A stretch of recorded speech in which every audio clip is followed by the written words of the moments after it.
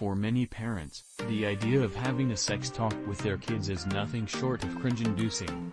But sex educator Cory Silverberg says it doesn't have to be that way.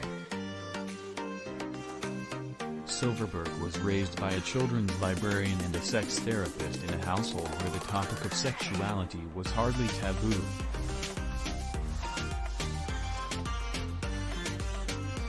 Instead, Silverberg says, it was just part of the conversation in a way that other families might talk about music or sports. Because of what they did for a living, they were daily topics, Silverberg says. Sex was always on the table as something to talk about. Much of Silverberg's approach as a sex educator comes from their own experience as a queer, gender non-conforming person.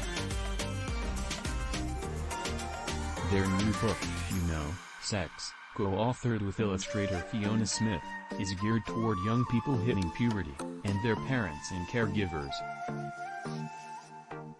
Silverberg notes that young people are surrounded by sex. It's in the media, in the news, in pop culture. And that stuff is not about reproduction, they say.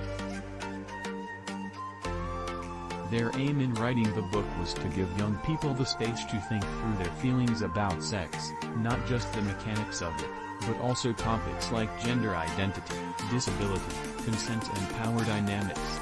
A lot of sex education centers either the adult expert and what they think young people. Our books center young people on starting off defining sex 3 ways. The first thing I want kids to know is that sex is a word, because we think of it as this objective thing that exists. And for young people, they often think about it as this thing that they don't know about, that they're not supposed to know about, and therefore, they're usually a little bit curious about.